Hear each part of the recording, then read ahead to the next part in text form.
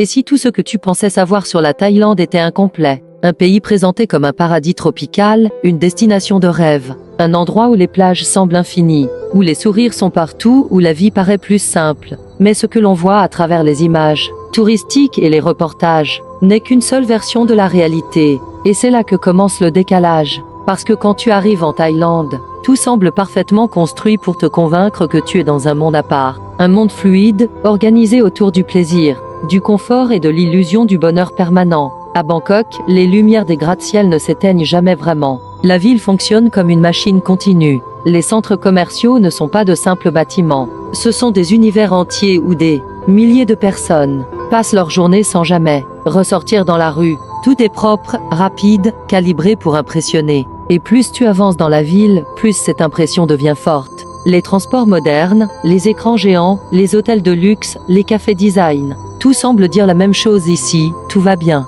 Mais cette impression est une construction. À Phuket, l'image devient encore plus forte. La mer est d'un bleu presque irréel, comme si elle avait été retouchée. Les plages sont remplies de touristes venus du monde entier. Tout en quête de la même chose, un moment parfait, loin de leur vie réelle. Les activités touristiques s'enchaînent sans interruption. Excursions, fêtes, restaurants, spectacles. Tout est pensé pour maintenir cette sensation de paradis continu. Et à ce moment-là, quelque chose se produit dans l'esprit du visiteur. Il ne se demande plus si c'est réel. Il accepte que c'est réel, parce que tout est fait pour empêcher cette question. Mais derrière cette fluidité apparente, il existe une autre couche du pays. Une couche que tu ne vois pas quand tu restes dans les zones touristiques. Une couche qui n'apparaît pas dans les brochures, ni dans les vidéos promotionnelles, ni dans les reportages rapides. Une Thaïlande invisible, une Thaïlande silencieuse, une Thaïlande qui ne cherche pas à être vue. Avant d'aller plus loin, il faut comprendre quelque chose de simple. Les pays ne montrent jamais toute leur réalité. Ils montrent ce qui fonctionne, ce qui attire, ce qui vend. Et la Thaïlande ne fait pas exception. Ce que tu vois en premier, c'est une mise en scène. Mais cette mise en scène est tellement bien construite qu'elle finit par devenir la vérité pour des millions de personnes. Et c'est exactement là que commence le problème. Parce qu'un pays qui dépend fortement de son image touristique ne peut pas se permettre de montrer toutes ses failles. Il doit maintenir une cohérence, une continuité, une illusion stable. Et cette illusion repose sur un équilibre fragile. D'un côté, une économie qui attire des millions de visiteurs chaque année. De l'autre, une population qui vit cette réalité de manière totalement différente. Et entre les deux, un espace que presque personne ne prend le temps d'observer. C'est dans cet espace que se trouve la vraie histoire. Et c'est là que le récit change complètement. La réalité de la Thaïlande ne peut pas être comprise uniquement à travers ses plages, ces temples ou les images parfaites diffusées dans les reportages touristiques. Parce qu'à mesure que tu t'éloignes de cette première impression, une autre structure apparaît, beaucoup plus complexe, beaucoup plus froide, et surtout beaucoup plus silencieuse. C'est un pays dont une grande partie de l'économie repose sur un pilier unique, presque invisible pour celui qui ne fait que passer, le tourisme. Chaque année, des dizaines de millions de visiteurs arrivent ici, et avec eux, ce n'est pas seulement des valises et des appareils photos qui entrent dans le pays, mais une circulation massive d'argent étranger qui alimente des villes entières. Certaines zones n'existent presque que pour ça. Elles se construisent autour du regard du visiteur, autour de ses attentes, autour de ce qu'il veut ressentir pendant quelques jours ou quelques semaines. Dans ces espaces-là, tout semble fonctionner à la perfection. Les rues sont animées du matin jusqu'à tard dans la nuit. Les restaurants sont remplis sans interruption. Les hôtels tournent en permanence comme des machines bien réglées. Les activités touristiques s'enchaînent avec une fluidité presque irréelle. Tout est pensé pour donner une impression de stabilité, de prospérité, de mouvement continu. Mais cette continuité n'est qu'une partie de l'histoire, parce qu'à seulement quelques kilomètres de ces zones, saturées de lumière et de bruit, le rythme change complètement. Le décor devient plus simple, moins spectaculaire, presque invisible aux yeux de ceux qui restent dans les circuits touristiques classiques. Et dans cet espace-là, une autre réalité se met en place. Dames, hommes et des femmes se lèvent tôt le matin pour enchaîner des journées de 10, parfois 12 heures de travail. Pas dans des environnements confortables, pas dans des conditions idéales, mais dans une logique de survie quotidienne. Serveurs dans des restaurants locaux, chauffeurs de taxi ou de scooter, vendeurs de rue sous une chaleur constante, employés d'hôtels en arrière-plan, femmes de ménage, petits commerçants, toute une population qui fait tourner le système sans jamais apparaître dans l'image finale que le visiteur retient. Ils ne sont pas invisibles parce qu'ils n'existent pas. Ils sont invisibles parce que le récit principal ne les met jamais au centre. Et c'est là que le contraste devient brutal. Dans certaines zones touristiques, Une seule nuit dans un hôtel de luxe peut représenter l'équivalent du revenu mensuel d'une famille locale. Une simple soirée dans un restaurant, fréquentée par les visiteurs étrangers, peut correspondre à plusieurs jours, voire plusieurs semaines de travail pour ceux qui vivent et travaillent sur place.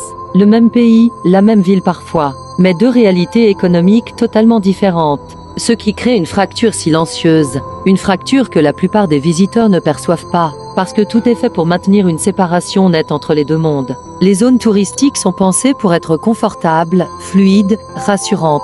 Les zones locales, elles, suivent un autre rythme, une autre logique, souvent ignorée par ceux qui viennent de l'extérieur. Mais cette séparation n'est pas seulement géographique, elle est aussi sociale, économique, et parfois même invisible dans les interactions quotidiennes. Deux populations vivent dans le même pays, parfois dans la même ville, mais avec des conditions de vie qui ne se croisent presque jamais. Et plus on observe ce système, plus une question devient difficile à éviter. Qui profite réellement de ce paradis? Parce qu'à première vue, tout le monde semble en tirer quelque chose. Le pays gagne en visibilité, les entreprises prospèrent dans les zones touristiques. Les visiteurs repartent avec des souvenirs positifs. Mais derrière cette apparente harmonie, une autre réalité existe, plus déséquilibrée, plus complexe. Et surtout, une question encore plus importante apparaît. Qui paye le prix réel de cette image parfaite?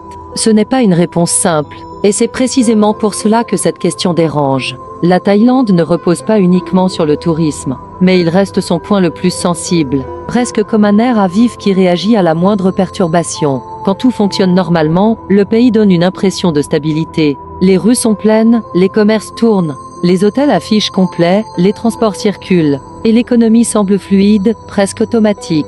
Pour un regard extérieur, tout paraît solide, organisé, maîtrisé. Mais cette impression change rapidement dès que le flux extérieur se ralentit, parce que dans ce système, une grande partie de l'activité économique dépend directement de la présence constante des visiteurs étrangers. Et lorsque ce flux s'interrompt, même temporairement, les effets sont immédiats. Lors des crises mondiales récentes, certaines zones touristiques ont changé de visage en quelques semaines seulement. Dames rues autrefois saturées de vie sont devenues silencieuses. Dames enseignes lumineuses sont restées allumées sans clients. Dames hôtels entiers ont fermé leurs portes. Dames restaurants ont baissé leurs rideaux. Et derrière cette transformation visible, il y a eu une réalité beaucoup plus discrète, mais beaucoup plus dure.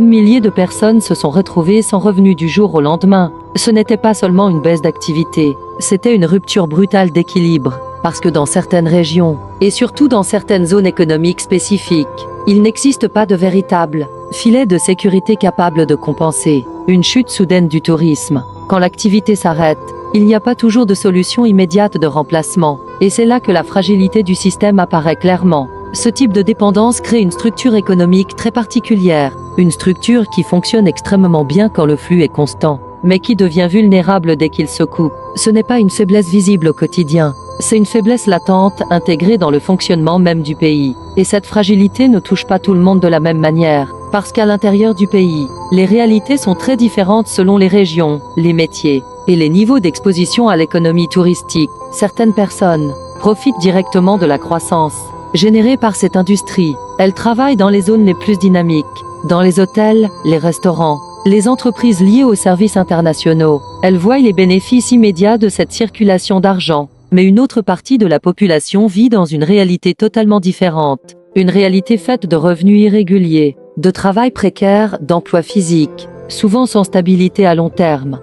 Personnes qui dépendent de petits métiers, de services locaux ou d'activités qui ne bénéficient pas directement de la richesse générée dans les zones touristiques.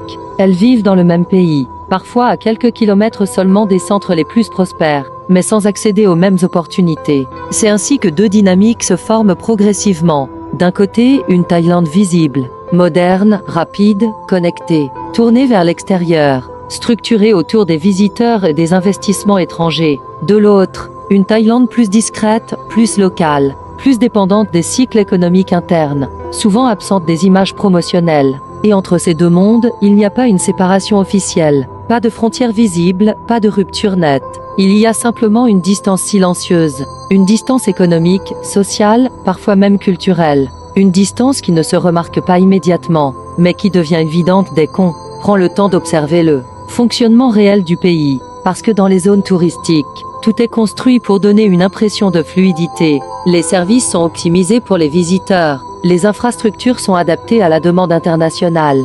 Les prix, les offres, les expériences, tout est calibré pour un public extérieur. Mais cette optimisation ne reflète pas forcément la réalité moyenne du pays. Elle reflète une partie du pays. Et c'est là que la perception devient trompeuse. Un visiteur peut passer plusieurs jours ou plusieurs semaines en Thaïlande, sans jamais sortir de cette zone optimisée, sans jamais voir les réalités économiques qui existent juste derrière les grandes avenues, juste derrière les plages, juste derrière les centres commerciaux. Et dans ce cas, son expérience devient complète dans son cadre, mais incomplète dans sa compréhension globale.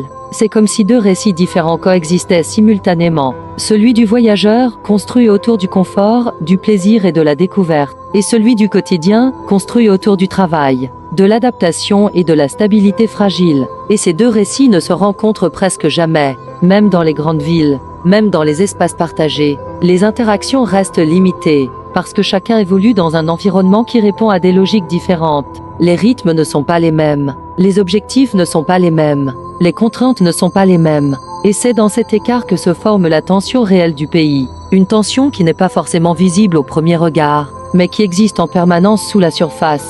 Elle ne se manifeste pas toujours par des événements spectaculaires, elle se manifeste dans les détails, dans les différences de rythme entre les zones, dans la dépendance à un secteur unique, dans la manière dont certaines régions évoluent plus vite que d'autres, dans les écarts de revenus, dans la précarité de certains emplois liés directement au flux touristique.